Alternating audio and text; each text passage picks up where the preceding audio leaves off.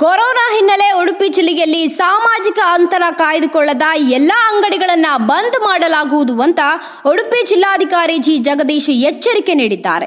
ಈ ಕುರಿತಂತೆ ಮಾಧ್ಯಮಗಳಿಗೆ ಮಾಹಿತಿ ನೀಡಿದ ಅವರು, ಈಗಾಗಲೇ ಕೊರೋನಾ ಮಹಾಮಾರಿ ಹಿನ್ನೆಲೆ ಉಡುಪಿ ಜಿಲ್ಲೆಯನ್ನ ಲಾಕ್ಡೌನ್ ಮಾಡಲಾಗಿದ್ದು, ಜಿಲ್ಲೆಯಲ್ಲಿ ಲಾಕ್ಡೌನ್ ಸಂದರ್ಭ ಸಾರ್ವಜನಿಕರಿಗೆ ಅಗತ್ಯ ವಸ್ತುಗಳ ಖರೀದಿಗೆ ಅವಕಾಶ ನೀಡಲಾಗ್ತಾ ಇದೆ. ಈ ನಡುವೆ ಅಗತ್ಯ ವಸ್ತುಗಳ ಖರೀದಿ ಸಂದರ್ಭ ಕೆಲವೊಂದು ಅಂಗಡಿಗಳಲ್ಲಿ ಸಾಮಾಜಿಕ ಅಂತರ ಕಾಯ್ದುಕೊಳ್ಳದೆ ಖರೀದಿಗೆ ಅವಕಾಶ ನೀಡ್ತಾ ಇರೋದು ಕಂಡು ಬಂದಿದೆ. ಈ ಹಿನ್ನೆಲೆ ಅಗತ್ಯ ವಸ್ತುಗಳ ಅಂಗಡಿಯವರು ಸಾಮಾಜಿಕ ಅಂತರ ಕಾಯ್ದುಕೊಳ್ಳದೆ ಖರೀದಿಗೆ ಅವಕಾಶ ನೀಡಿದ್ರೆ ಅಂತಹ ಅಂಗಡಿಗಳನ್ನ ಬಂದ್ ಮಾಡಲಾಗುವುದು ಅಂತ ಎಚ್ಚರಿಸಿದ್ರು. ಸಾರ್ವಜನಿಕರು ಕೂಡ ಅಗತ್ಯ ವಸ್ತುಗಳ ಖರೀದಿ ಸಂದರ್ಭ ಸಾಮಾಜಿಕ ಅಂತರ ಕಾಯ್ದುಕೊಳ್ಳಲು ಮನವಿ ಮಾಡಿದ ಅವರು, ಲಾಕ್ಡೌನ್ ಆದೇಶಗಳನ್ನ ಪಾಲಿಸದವರ ಮೇಲೆ ಕಠಿಣ ಮತ್ತು ನಿರ್ದಾಕ್ಷಿಣ್ಯ ಕ್ರಮವನ್ನ ಕೈಗೊಳ್ಳಲಾಗುವುದು ಅಂತ ಹೇಳಿದ್ರು. ಜಿಲ್ಲೆಯಲ್ಲಿ 1100 ಮಂದಿ ಗೃಹ ಬಂಧನದಲ್ಲಿ ಇದ್ದಾರೆ. ಹೋಮ್ ಕ್ವಾರಂಟೈನ್ ನಲ್ಲಿ ಇರುವವರು ಹೊರಗಡೆ ಸುತ್ತಾಡ್ತಾ ಇದ್ದಾರೆ. ಈ ಬಗ್ಗೆ ಸಾರ್ವಜನಿಕರಿಂದ ದೂರುಗಳು ಬಂದಿವೆ.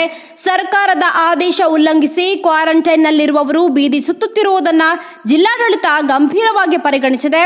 ಆದೇಶ ಉಲ್ಲಂಘಿಸಿದ್ರೆ ಕ್ರಿಮಿನಲ್ ಕೇಸ್ ದಾಖಲಿಸುತ್ತೇನೆ, ಕಾನೂನು ಮೀರಿದ್ರೆ ಪಾಸ್ಪೋರ್ಟ್ ಮುಟ್ಟುಗೋಲು ಹಾಕಿ ವಿದೇಶ ಪ್ರಯಾಣ ಮಾಡದಂತೆ ಮಾಡಲಾಗುವುದು ಅಂತ ಉಡುಪಿ ಜಿಲ್ಲಾಧಿಕಾರಿ ಜಿ ಜಗದೀಶ್ ಖಡಕ್ ಎಚ್ಚರಿಕೆ ನೀಡಿದ್ದಾರೆ.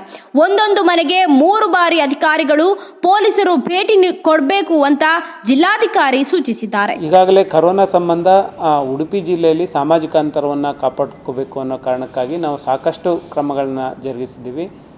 ಅದೇ ರೀತಿ ಸೋಷಿಯಲ್ ಡಿಸ್ಟೆನ್ಸಿಂಗನ್ನು ಜನ ಸಾಕಷ್ಟು ಮಾಡ್ತಾ ಇದ್ದಾರೆ. ಕೆಲವೊಂದು ಕಡೆಗೆ ಅಗತ್ಯ ಸಾಮಗ್ರಿಗಳನ್ನ ಕೊಳ್ಳುವಂಥ ಸಂದರ್ಭದಲ್ಲಿ ಕೆಲವೊಬ್ಬರು ಸೋಷಿಯಲ್ ಡಿಸ್ಟೆನ್ಸನ್ನು ಫಾಲೋ ಮಾಡ್ತಾ ಇಲ್ಲ. ನಾನು ಈಗಾಗಲೇ ಇವತ್ತೊಂದು ಹೊಸ ಆದೇಶವನ್ನು ಸಹ ಮಾಡಿದ್ದೀನಿ. ಯಾರು ಸೋಷಿಯಲ್ ಡಿಸ್ಟೆನ್ಸನ್ನು ಫಾಲೋ ಮಾಡೋದಿಲ್ಲ, ಯಾರು ಸರಿಯಾಗಿ ಅಂಗಡಿಗಳಲ್ಲಿ ಮಾರ್ಕ್ ಮಾಡಿ ಜನರನ್ನು ನಿಲ್ಲಿಸೋದಿಲ್ಲ, ಅಂಥವ್ರ ಅಂಗಡಿಗಳನ್ನು ಕ್ಲೋಸ್ ಮಾಡ್ತೀನಿ ಅಂತ ಈಗಾಗಲೇ ಸೂಚನೆ ಕೊಟ್ಟಿದ್ದೀನಿ.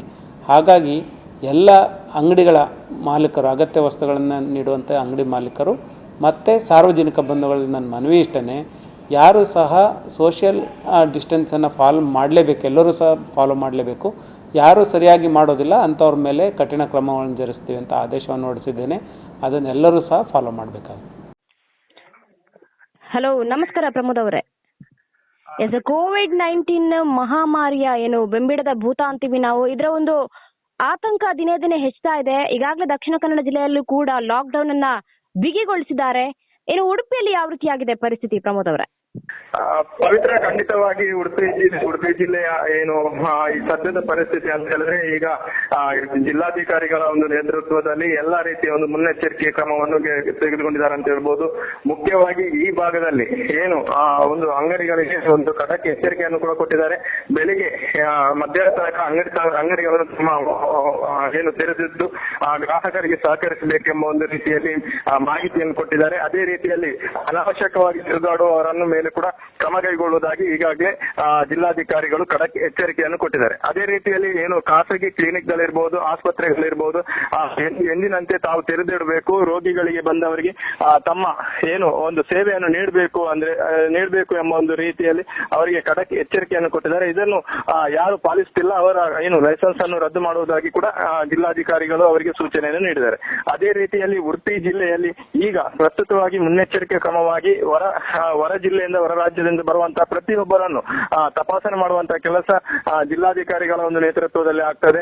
ಅಂದ್ರೆ ಗಡಿ ಭಾಗದಲ್ಲಿ ಅವರನ್ನು ತಡೆದು ಹಿಂದಕ್ಕೆ, ಅಂದ್ರೆ ಈ ಭಾಗಕ್ಕೆ ಉಡುಪಿ ಜಿಲ್ಲೆಗೆ ಸಂಬಂಧಪಟ್ಟವರನ್ನು ಅಲ್ಲದೆ ಬೇರೆಯವರು ಬಂದರೆ ಅವರನ್ನು ಹಿಂದೆ ಕಳಿಸುವಂತಹ ಕೆಲಸ ಗಡಿ ಭಾಗದಲ್ಲೇ ಆಗ್ತಾ ಇದೆ. ಮತ್ತೆ ಮುನ್ನೆಚ್ಚರಿಕೆ ಕ್ರಮವಾಗಿ ಎಲ್ಲಾ ಆಸ್ಪತ್ರೆಗಳಲ್ಲಿ ತಾವು ಎಲ್ಲಾ ರೀತಿಯ ಒಂದು ಸಿದ್ಧತೆಯಲ್ಲಿ ಇರಬೇಕು ಎಂಬ ಒಂದು ರೀತಿಯಲ್ಲಿ ಕೂಡ ಅವರಿಗೆ ಸೂಚನೆಯನ್ನು ಕೊಟ್ಟಿದ್ದಾರೆ.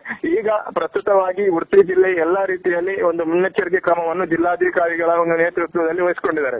ಪೊಲೀಸ್ ಇಲಾಖೆಗಳು ಕೂಡ ಒಂದು ಏನು ಅನಾವಶ್ಯಕವಾಗಿ ತಿರುಗಾಡುವವರ ಮೇಲೆ ಕಠಿಣ ಕ್ರಮವನ್ನು ಕೂಡ ಕೈಗೊಳ್ತಾ ಇದ್ದಾರೆ. ಆದ್ರಿಂದ ಉಡುಪಿ ಜಿಲ್ಲೆ ಏನು ಒಂದು ಈಗ ಸದ್ಯದ ಪರಿಸ್ಥಿತಿಯಲ್ಲಿ ಅಂತ ಹೇಳಿದ್ರೆ ಒಂದು ಜಿಲ್ಲಾಧಿಕಾರಿಗಳು ಮತ್ತು ಪೊಲೀಸ್ ಇಲಾಖೆಯ ಒಂದು ಕ್ರಮದಿಂದ ಸ್ವಲ್ಪ ಮಟ್ಟಿಗೆ ಒಂದು ಜನರು ಓಡಾಟ ಕಡಿಮೆ ಆಗಿದ್ರು ಕೂಡ ಏನು ಈ ಒಂದು ಜನರಲ್ಲಿ ಇರುವಂತಹ ಭೀತಿ ಕಡಿಮೆ ಆಗ್ಲಿಲ್ಲ ಅಂತ ಹೇಳ್ಬೋದು. ಎಲ್ಲರಿಗೆ ಒಂದು ಈ ಒಂದು ಎಲ್ಲಾ ರೀತಿಯಲ್ಲಿ ಜನರಿಗೆ ಒಂದು ಖಡಕ್ ಮಾಹಿತಿಯನ್ನು ಜಿಲ್ಲಾಧಿಕಾರಿ ಮೂಲಕ ಹೋಗ್ತಾ ಇದೆ ಅಂತ ಹೇಳ್ಬೋದು. ಪವಿತ್ರ, ಓಕೆ, ಧನ್ಯವಾದಗಳು ಪ್ರಮೋದ್ ನಿಮ್ಮೆಲ್ಲ ಮಾಹಿತಿಗಾಗಿ.